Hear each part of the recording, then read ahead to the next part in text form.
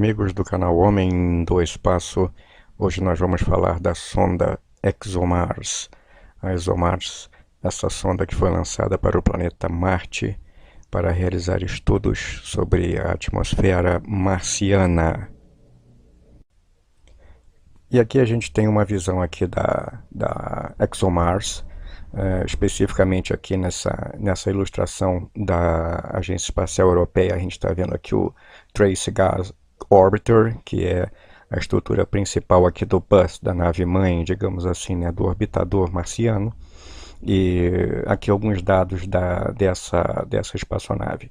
Ela tem 3,20 metros de comprimento, 2 metros e 2 metros de largura e, digamos, de altura, né, aqui. Uma envergadura aqui de 17,5 metros nos painéis solares, aqui de ponta a ponta de painel solar, e uma massa no lançamento, uma massa na hora em que ela é liberada na trajetória transmarciana de 4.332 quilos.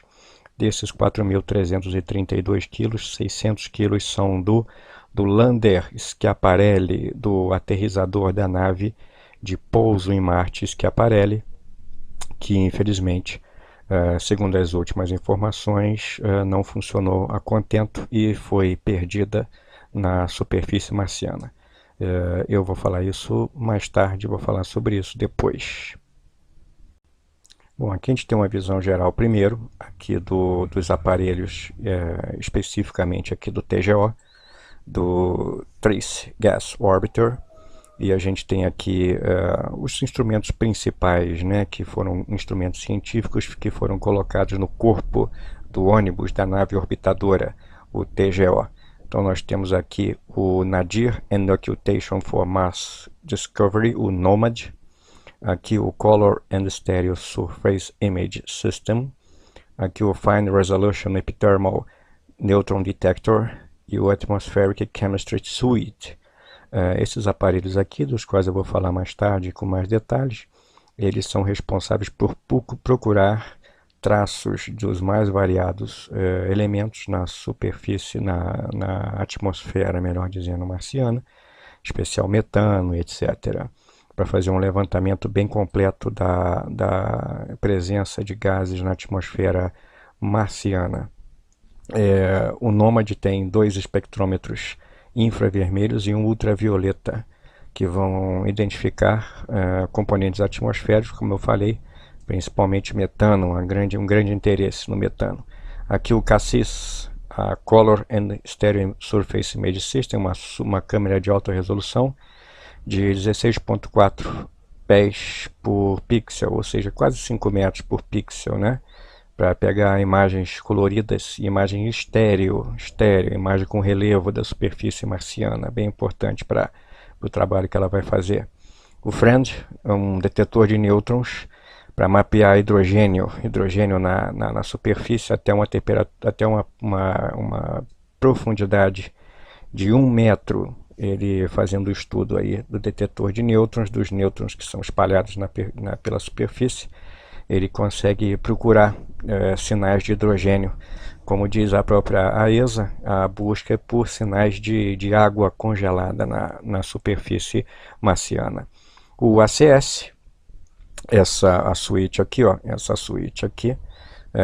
tem espectrômetros infravermelhos que vão complementar o esquema do NOMAD para estudar a química e a estrutura da atmosfera marciana. Vocês podem ver pelo tamanho aqui, da espaçonave em relação ao ser humano, tá bem preciso esse desenho, e os detalhes aqui principais do corpo do ônibus, do orbitador, da nave orbitadora, digamos, nave-mãe, e aqui do aterrizador Schiaparelli, tá aqui.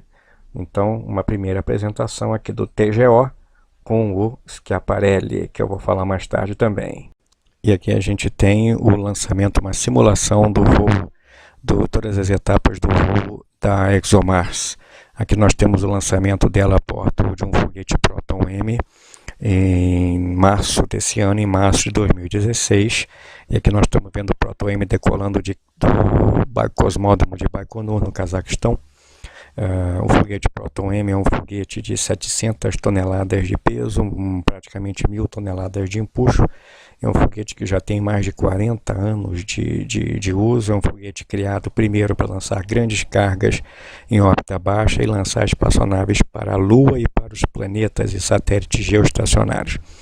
Um foguete inicialmente projetado pela União Soviética e que depois encontrou uso comercial nos lançamentos da Rússia. Então nós temos aqui o Proton de 700 toneladas, de 60 metros de altura, 4 metros de diâmetro no corpo central, 7 metros e 44 aqui de diâmetro nos tanques externos aqui, e aqui praticamente 4 metros e 15 de diâmetro aqui na coifa protetora. Então vamos lá, o Proton.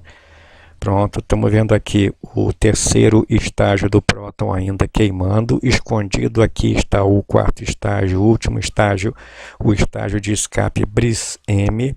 E aqui nós estamos vendo a coifa protetora da espaçonave. Aqui a coifa dividindo em duas partes. Aqui na parte interna da coifa a proteção térmica e a proteção, ao mesmo tempo, proteção contra choque acústico. É assim mesmo, o desenho está muito parecido com o real. Nós temos aqui a ExoMars, aqui o TGO com a Schiaparelli, o TGO e a EDM aqui, e aqui o BRIS-M com o adaptador interestágio, o adaptador entre a nave e o último estágio aqui do foguete, que é o BRIS-M. Esse BRIS-M ele é uma adaptação de um motor de propulsão de satélites antigos, satélites soviéticos, que foi convertido para ser o último estágio de foguete, para ser um estágio de impulsão. Aqui a gente tem na parte externa aqui do BRIS-M um tanque extra, e aqui dentro está o BRIS propriamente dito. Eu vou mostrar melhor detalhes desse estágio de foguete aqui mais tarde. Então vamos ver aqui. Pronto, aqui a coifa está indo embora, e aqui já a nave sendo impulsionada pelo terceiro estágio do próton, que vai soltar o BRIS-M com a ExoMars. Então aqui nós temos aqui o BRIS-M já sem o tanque auxiliar, o tanque externo aqui, o adaptador entre a espaçonave, o adaptador entre o satélite e o estágio.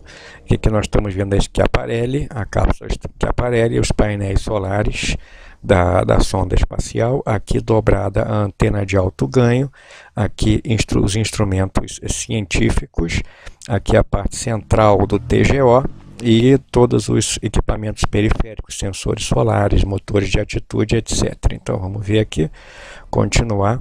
Separação do quarto estágio a 10 horas e meia do T0 a 10 horas e meia depois do lançamento. E a sonda espacial já pronto, vai abrindo os seus painéis solares com seus 17,5 metros de envergadura, checando o movimento do drive que faz o giro do painel solar, e dali a pouco vai ser aberta a antena principal de comunicações 2 semanas depois do lançamento. Antes disso, a comunicação é feita por outras antenas espalhadas no corpo da nave, antenas de UHF. Então vamos lá, a nave fazendo a checagem do seu estado interno. Pronto, e aqui nós já temos meses depois de uma travessia de 7 meses, a ExoMars vai se aproximando do planeta Marte, exatamente nessa posição. O 3D é muito fiel. Pronto, no dia 16 de outubro, nós vamos ver aqui em detalhe, olha só, a separação girando da Schiaparelli. O TGO solta a Schiaparelli mediante um mecanismo aqui, um mecanismo em 3 partes, 3 bracinhos aqui que fazem o giro para dar estabilização no veículo de reentrada, que é esse duplo cone aí que a gente está vendo, olha só. Um close no veículo de reentrada, e aí a Schiaparelli já vai, as duas praticamente juntas, digamos assim, se aproximando do planeta vermelho, olha só. A partir daqui, cada uma vai seguir o seu caminho. A Schiaparelli vai descer em Marte e a TGO vai assumir uma órbita em torno do planeta. Então nós vamos aqui no close na Schiaparelli descendo. Uma imagem muito boa. 3 dias depois, dia 19. As fases de entrada, descida e aterrissagem propriamente dita da Schiaparelli.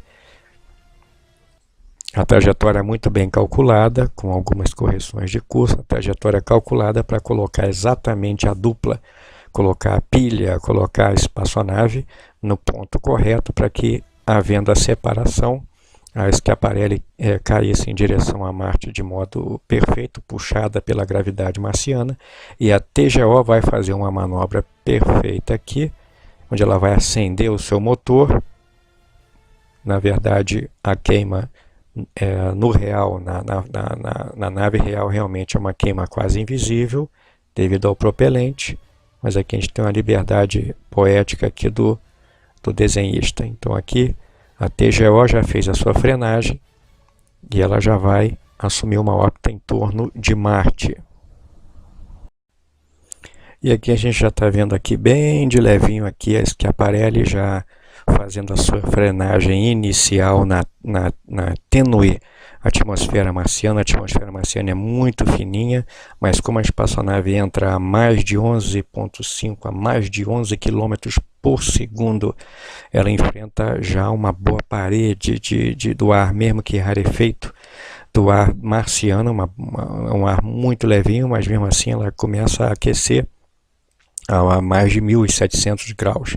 Então vocês estão vendo aqui o chamado front shield, tá? O escudo frontal é o escudo que recebe a carga maior, né? O escudo na direção do vetor de velocidade da espaçonave, e aqui o aft shield, o escudo traseiro da nave espacial. Então ele fica incandescente devido ao atrito, e ele é envolvido por uma sacola de plasma ionizado, de gás ionizado de plasma. Então nós estamos vendo aqui a simulação, a nave aqui, o veículo ainda está com o resquício do giro estabilizador que ela recebeu da TGO, e aqui já a cobertura externa de Norcoat, a cobertura externa já está aqui bem castigada pela temperatura. Bom, e aqui, depois eu vou explicar com mais detalhes. Então aqui nós estamos na espaçonave na grande velocidade, e você pode ver que ela já foi queimada, bastante queimada pelo atrito com a atmosfera marciana. Então aqui que a gente vai ver, olha só,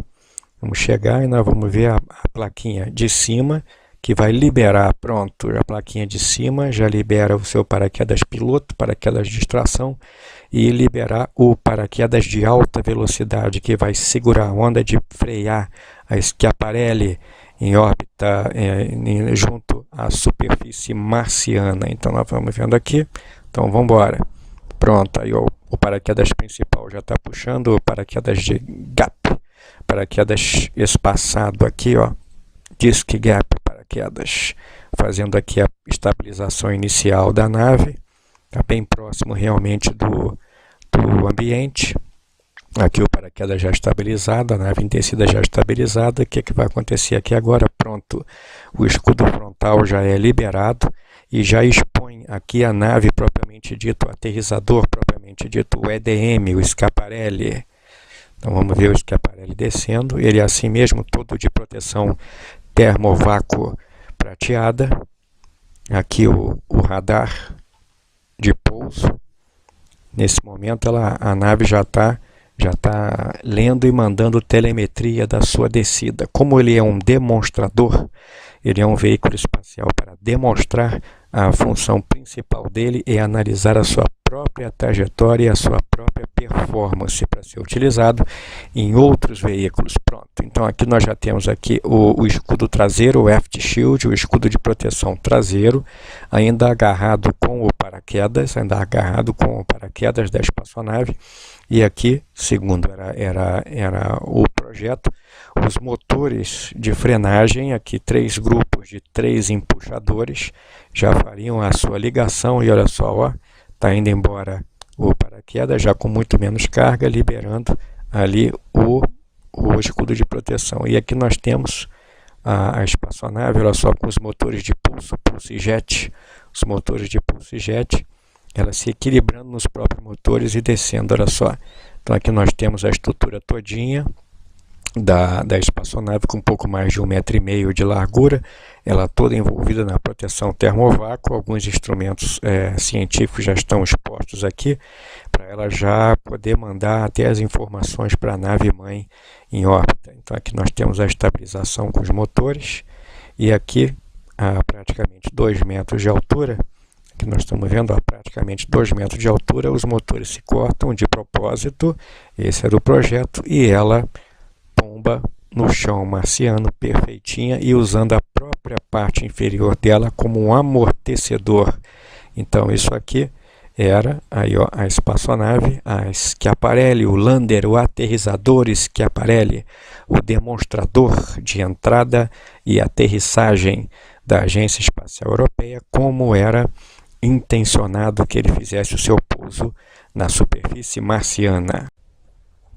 Bom, e aqui a gente tem a ExoMars, ainda na Assembly Shop, ainda na oficina de montagem final, em Baikonur. Ela já aqui já recebendo o engate com o Bris M, aqui está o Bris, ó, o Bris todo em proteção termovácuo branca, perfeitinho aqui.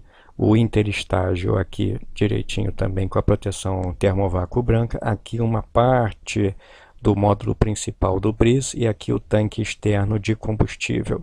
Aqui os painéis solares de arseneto de gálio do TGO, que não está vendo o TGO, com a proteção térmica termovácuo cinza escura metalizada, e aqui a parte frontal exposta ao calor direto da irradiação solar. Nós temos aqui a proteção da Schiaparelli, do EDM Schiaparelli, e aqui o mesmo tipo de proteção do TGO.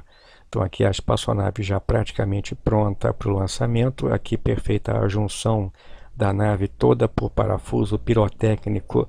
Aqui uma junção muito rígida que permite, vocês podem ver, 4.300 kg apoiados só aqui na coroa pirotécnica aqui do adaptador com o estágio Bris M. Aqui no torno aqui está simplesmente preso no anel a base do Bris, do estágio Bris. 3 visões aqui do Bris M com a ExoMars. Aqui nós estamos vendo aqui a antena de transmissão, a antena Electra, a parte do sistema Electra de comunicações UHF. Ela está aqui com uma banda de proteção, fica essa banda direta, uma banda transparente ao rádio, de tecido sintético transparente ao rádio. Aqui o feedzinho da antena, o feed, tá o horn da antena aqui direitinho. Aqui a gente pode ver, né? Eu só coloquei isso aqui para vocês verem como é que ela tilta, como é que ela gira, que ela se inclina para ser montada dentro dos andaimes e depois ser integrada horizontalmente com o resto do foguete. Os foguetes soviéticos são integrados na horizontal, no geral são integrados na horizontal, por isso que o método de construção deles, o método de design, de desenho, é diferente dos outros foguetes, de foguetes ocidentais, por exemplo, que em geral são montados na vertical. Então, até para carga útil, até para desenhar a carga útil, para se mudar uma carga útil de foguete para foguete, há que se observar se ele é integrado na vertical ou na horizontal. Então, temos aqui nas oficinas, nós temos no meio dos andaimes a TGO EDM Schiaparelli com o bus da ExoMars, integradas com o Bris M, com estágio russo Bris M. Aqui um close bonito aqui da TGO, aqui do espaço aqui da TGO, ó. Aqui ela sendo feita na Thales Alenia, a TGO e a Schiaparelli, feitas na Europa por encomenda da ESA, feitas por uma empresa muito tradicional chamada Thales Alenia. A Thales Alenia constrói módulos para a Estação Espacial Internacional, constrói módulos de carga, os módulos MPLM da Agência Espacial Europeia para a Estação Espacial Internacional, desenha uma série, constrói uma série de satélites de comunicação, satélites de aplicações. Ela tem uma série de aparelhos espaciais que ela constrói, é uma empresa de grande tradição no cenário. ela constrói também partes dos Cygnus, da nave de carga Cygnus, que é lançada para a Estação Espacial Internacional. Então, é uma empresa totalmente capacitada a construir uma espaçonave dessa envergadura, como é a TGO ExoMars. Então, está aqui os técnicos na Itália, reunindo partes da construção da airframe da espaçonave. Aqui duas chapas com esse desenho aqui, esse desenho angular, né? Uma chapa aqui e outra chapa aqui, chapas de alumínio, de material sintético, de fibra de carbono, com rebites e com parafusos 8, parafuso de chave Allen, parafusos 8 e 12, parafuso de titânio e de aço resistente, liga de aço resistente a cisalhamento e resistente a altas temperaturas, altas variações de temperatura. A gente está vendo aqui que a espaçonave, que a TGO em especial, ela é feita em torno de um cilindro, é o cilindro estrutural. Quem recebe a carga toda de cima para baixo, de baixo para cima, toda a vibração sônica, a vibração física da TGO é esse cilindro principal, é o corpo principal. Toda a espaçonave foi construída em torno desse cilindro de aço, alumínio, componentes sintéticos, fibra de carbono, para dar rigidez estrutural e extrema leveza para uma nave desse tamanho. Ela é uma nave até leve, digamos assim. Então aqui a formação com o cabeamento externo, todo que depois vai ser protegido pela proteção térmica, pelo tecido sintético prateado, tecido de proteção térmica e proteção de vácuo, que vai ser colocado em cima dessa nave espacial. Bom, e aqui a gente está vendo aqui alguns detalhes da espaçonave, aqui umas imagens bem bacanas da ExoMars. Então, aqui com especial atenção no sistema de proteção térmica, aqui nós temos cobertores térmicos espalhados e costurados. Vocês estão vendo as costuras aqui, costurados e encaixados. Eles são protetores térmicos amarrados. Nós estamos vendo aqui a costura sintética aqui do tecido de multi-insulação MLI, o Multilayer Insulation. É um sistema de tecido sintético com várias camadas, com muitas camadas, camadas externas resistentes a choque, resistentes principalmente à temperatura, variações de temperatura e radiação. O sanduíche das várias camadas internas são sanduíche de tecido sintético que resiste a choque direto de meteorito, que faz a almofada, faz o amortecimento do choque de pequenas partículas, eventuais pequenas partículas que atravessem a parte exterior aqui dourada. E aqui por cima dos equipamentos da TGO, isso aqui é a parte da circunferência da Schiaparelli, está aqui, e a gente vê aqui já um detalhe aqui da parte do BRIS, o BRIS-M, aqui o painel solar da TGO, aqui, o painel solar aqui exposto, dobrado aqui com aproximadamente 40 centímetros de altura, o sanduíche dobrado aqui do painel solar, e aqui no foreground, aqui no primeiro plano, o contorno aqui da Schiaparelli. Então aqui nós estamos vendo o controle térmico da TGO, ele é feito, como eu falei, pelo sistema de proteção térmica flexível de multicamadas, e se divide também num sistema ativo de controle térmico. O sistema externo, esse cobertor dourado e o cobertor cinza escuro grafite prateado, ele é o sistema, digamos, o sistema passivo de regulagem de temperatura. Ele permite que os raios do sol não aqueçam demais e que a nave não perca demais calor, não troque demais calor com o meio externo. Como meio ativo, a parte interna do TGO, da nave espacial, ela tem os aquecedores que sempre que a temperatura cair abaixo de um limite estabelecido, a espaçonave ela é aquecida por dentro por aparelhos de controle de regulagem de temperatura. Então a temperatura interna sempre é mantida. Então aqui nós estamos vendo o padrão aqui bem de frente da Schiaparelli. Essa proteção térmica, quando a espaçonave é largada no espaço, ela se desloca, ela sai, ela é perdida. E como nós vimos ali naquela simulação no vídeo, a espaçonave ela entra, o veículo de entrada entra na atmosfera marciana com a sua superfície de proteção térmica, sua superfície rígida. Então aqui a gente está vendo, aqui um close aqui na antena do sistema de comunicação, na antena UHF.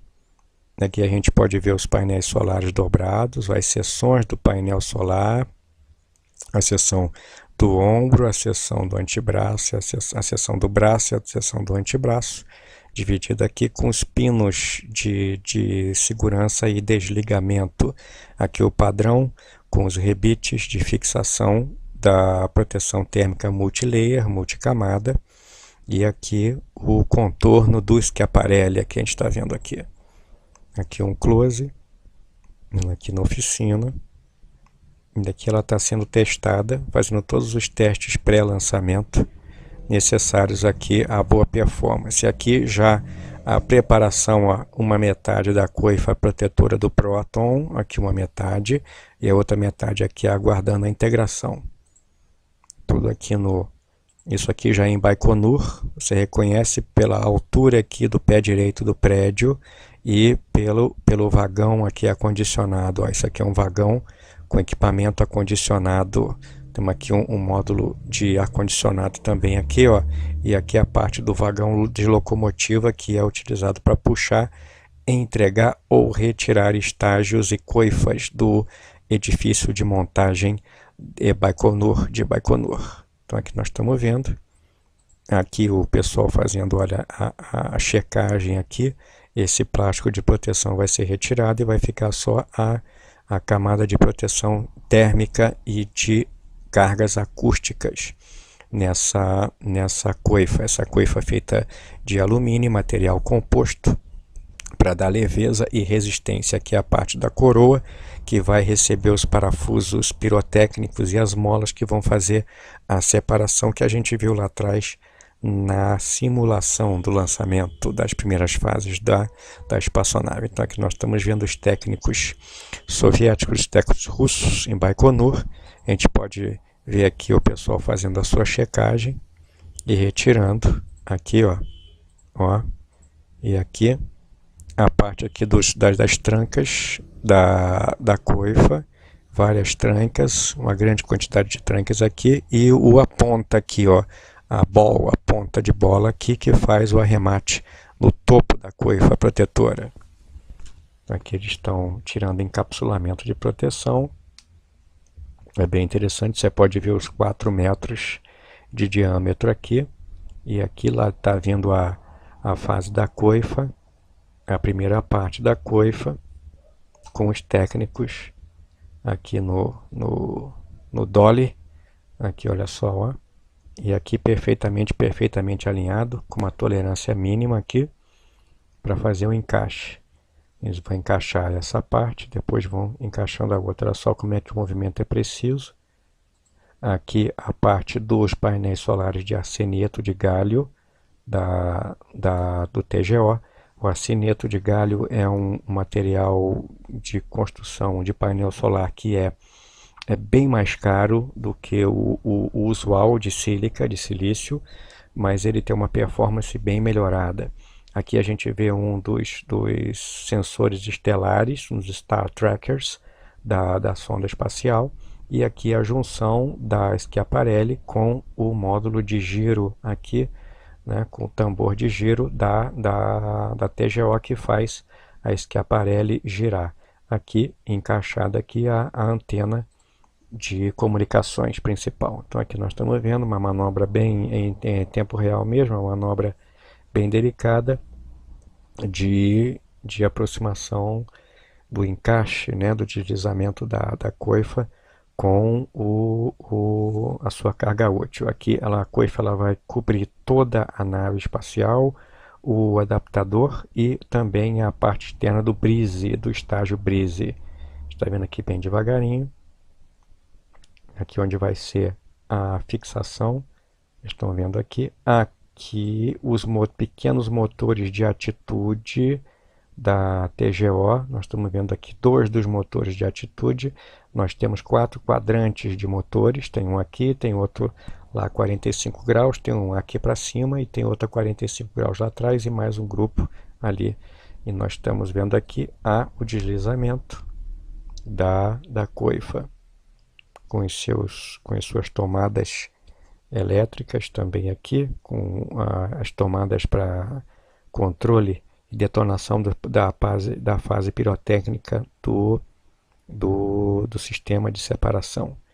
E aqui já vamos completando o encapsulamento com a metade de cima, digamos assim, da coifa. Aqui painéis de acesso podem ser acessados, podem ser abertos e para o técnico acessar qualquer coisa dentro da carga útil, no caso, mais aqui para o estágio, o BRIS-M, a parte externa do BRIS-M. Aqui vocês podem ver o detalhe da coifa aqui, com o encaixe. Aqui já estão fazendo o encaixe das duas metades, fazendo com todo cuidado a configuração dos parafusos pirotécnicos.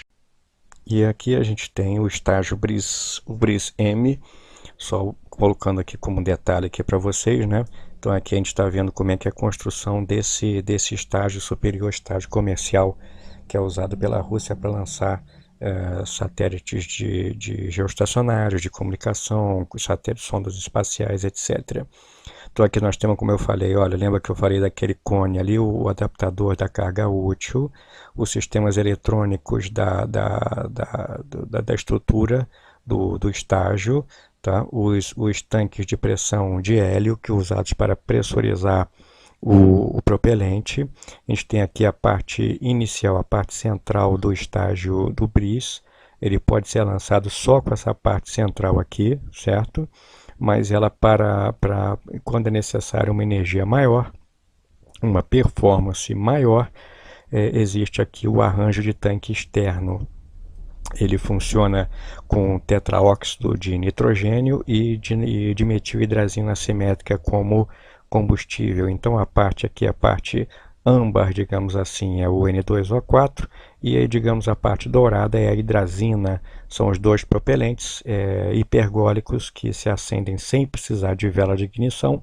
São os propelentes que fazem a propulsão, que dão energia para o motor do BRIS-M. Então, esse tanque externo aqui, esse tanque extra, ele é ejetado depois de certa hora do voo, depois de certo momento do funcionamento, e segue a parte central, o cerne aqui do estágio em funcionamento. Então nós temos aqui os tanques de pressurização para empurrar o propelente para dentro da câmara principal de combustão do estágio BRIS. Então esse aqui é o estágio BRIS, e brisa, o BRIS-M, BRIS original sozinho, BRIS-M com avanços na aviônica, na eletrônica e com a adição do tanque externo. Então aqui, esse aqui é o último estágio, é o último empurrão da TGO, da ExoMars, para Marte. E aqui a gente tem o foguete Proton, o foguete que lançou a ExoMars, o Proton configurado para lançamento geoestacionário, para lançamento interplanetário. Então aqui a gente vê o foguete de 58 metros e 17 centímetros de comprimento. Aqui a gente está vendo a parte, como eu mostrei para vocês ali, a parte que foi a parte da coifa de proteção, que foi montada em duas metades. Aqui o ambiente interno, que aqui é a área útil para se colocar a carga útil. O satélite aí tem que ficar ocupando no máximo essa área aqui mais clara, para ficar longe da interferência sônica, da interferência de vibração que é transmitida pelo corpo do foguete para a coifa de proteção. A gente está vendo aqui o BRIS-M, aqui a parte que eu já mostrei em detalhes para vocês, né? O BRIS-M com tanques COPV de fibra de carbono enrolada, pressure vessel, né? Carbon over Rapid Pressure Vessel, são tanques de fibra de carbono enrolado, de fibra enrolada de fibra de carbono. É um desenho já bem mais recente para o russo. Um sistema de telemetria com peso diminuído no BRIS-M, uma redução cada vez mais patente nos sistemas de controle dos foguetes russos. E a gente está vendo aqui a parte do terceiro estágio do Proton com única tubeira de motor, e aqui o segundo estágio com seus 4,10 metros de diâmetro. O corpo do Proton, o corpo principal do Proton tem 4,10 metros de diâmetro. Um foguete de desenho bem melhorado, o Proton M.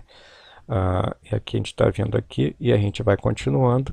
4 motores, 4 tubeiras aqui, 4 motores no segundo estágio do Proton, e aqui o terceiro estágio do Proton, o primeiro estágio, digo, do Proton aqui, com seus 19 metros de altura, 1,60 m aqui nos tanques laterais aqui, fazendo um total de 7,44 m para esse foguete. Então aqui nós temos uma visãozinha. Eu coloquei essa vista em corte aqui para vocês já irem se acostumando com esse foguete, com o Proton, foguete de custo menor, mais compatível, mais em conta para o lançamento da ExoMars. Graças à disponibilidade do Proton é que a Rússia foi chamada, foi convidada, muito bem-vinda aliás, no projeto da ExoMars. E aqui a gente vê um desenho simplificado aqui para mostrar para vocês o arranjo da suíte de equipamentos científicos voltados para Marte. Os 4 equipamentos científicos que ficam apontados na direção da atmosfera marciana para fazer os estudos da TGO, os estudos principais, digamos assim, da missão. E aqui uma descrição deles. Então aqui eu separei para vocês o FRAND, o Fine Resolution Epithermal Neutron Detector, o detetor epitermal de resolução acurada, que vai fazer a distribuição, como eu falei, buscar por hidrogênio nas camadas mais superficiais da superfície. A Cassis, a câmera, aqui a câmera ótima para observação de detalhes na superfície marciana. Aqui o instrumento russo, o ACS, para investigação da atmosfera e do clima, observando a química da atmosfera marciana, né?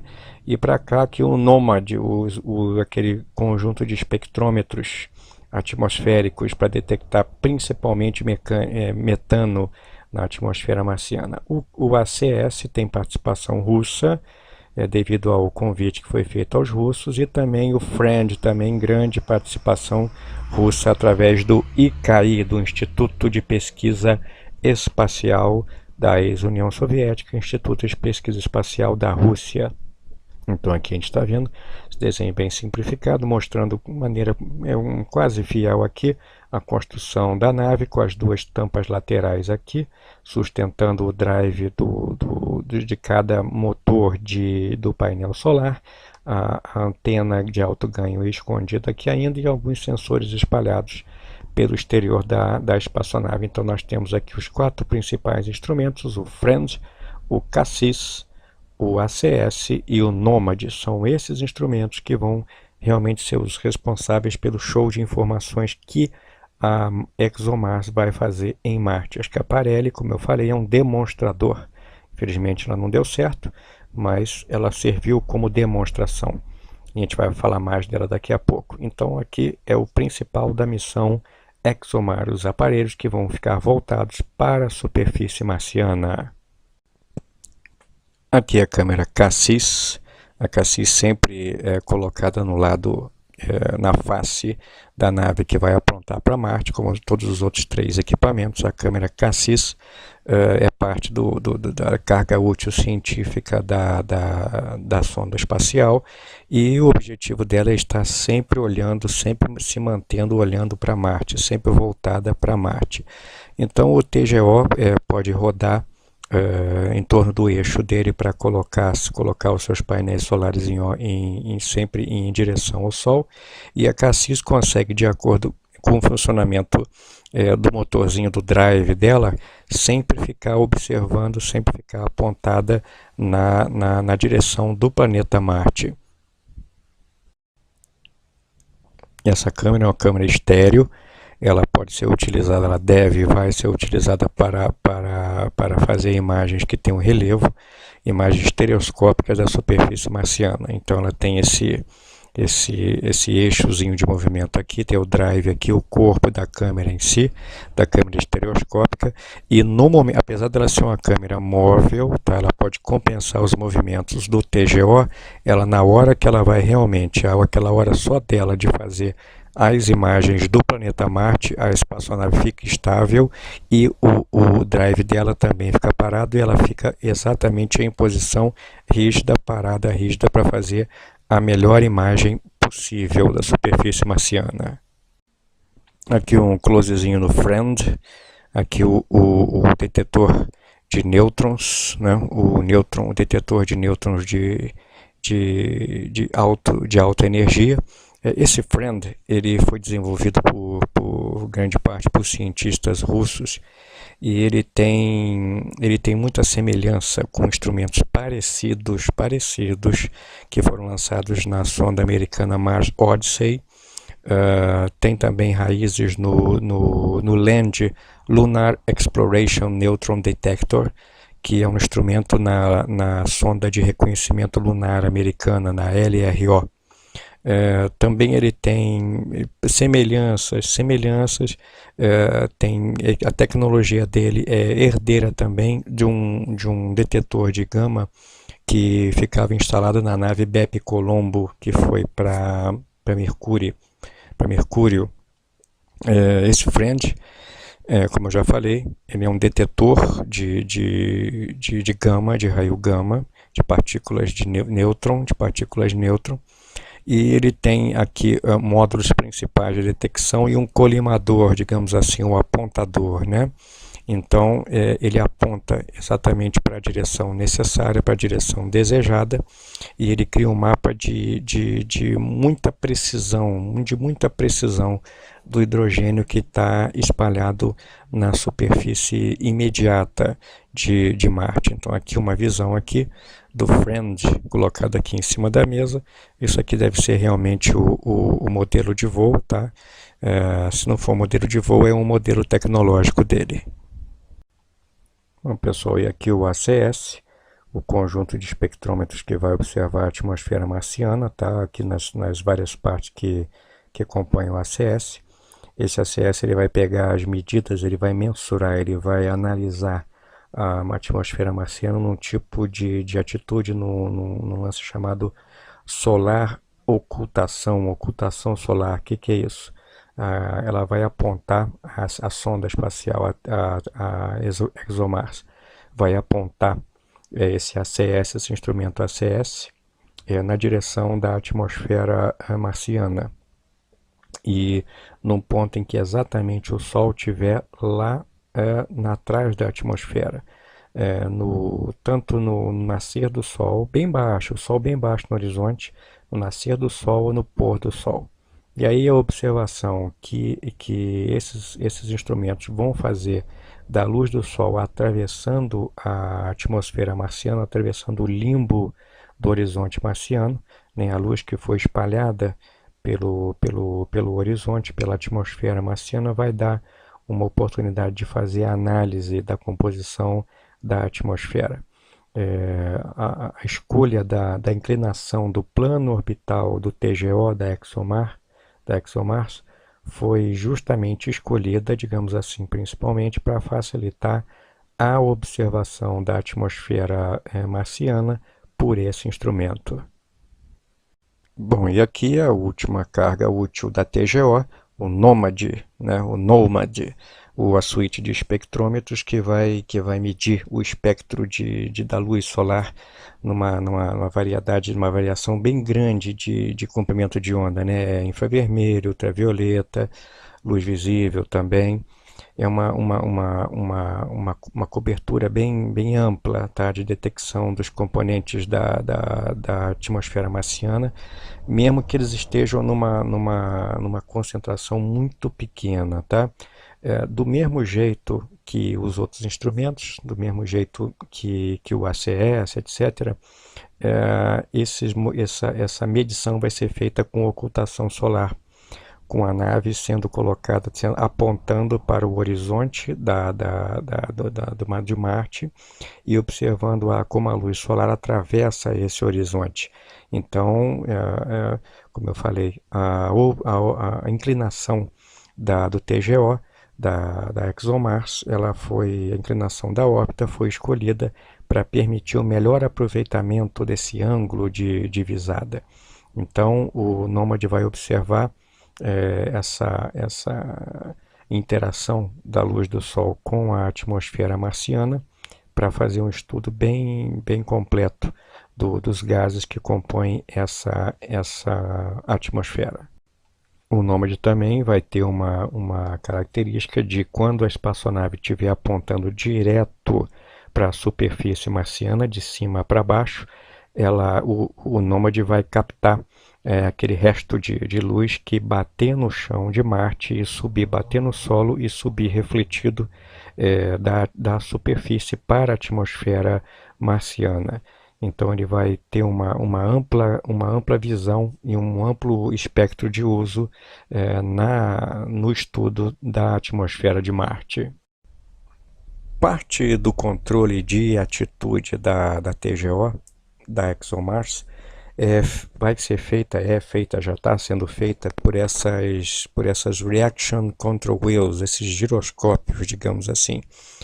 São eles que, girando, sendo tocados pela energia dos acumuladores, dos painéis solares, das baterias da nave, eles giram e, pelo movimento giroscópico deles, eles podem manter a nave posicionada numa direção só ou fazer inclinações, inclinar a espaçonave nos 3 eixos. Então ela não fica dependente necessariamente dos motores de atitude que estão colocados nas posições estratégicas. Ela não precisa gastar combustível para fazer a sua estabilização. Aqui um close na estrutura tubular, na estrutura tubular principal que faz a TGO. Então isso aqui é onde as cargas de lançamento, todas as cargas são distribuídas, é o corpo, digamos assim, é o corpo principal da TGO, da ExoMars.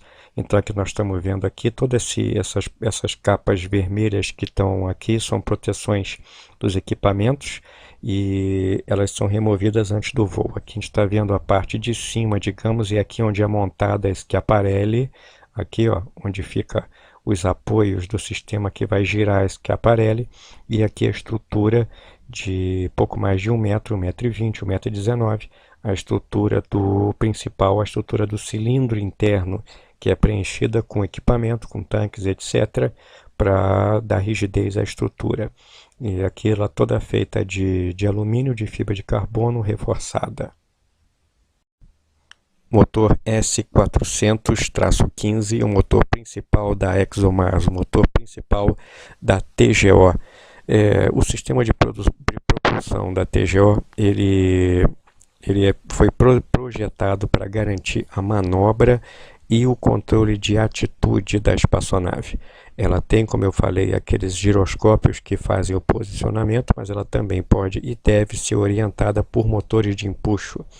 Esse sistema de propulsão do S400-15, ele é responsável pelas maiores manobras da espaçonave, e ele tem o motor principal que a gente está vendo aí, e como também parte do sistema de propulsão, ele tem 2 grupos de 10 motores pequenos de empuxo, tem 2 grupos de motores como esse daqui, ó. Então nós temos o motor principal e temos os motores de atitude.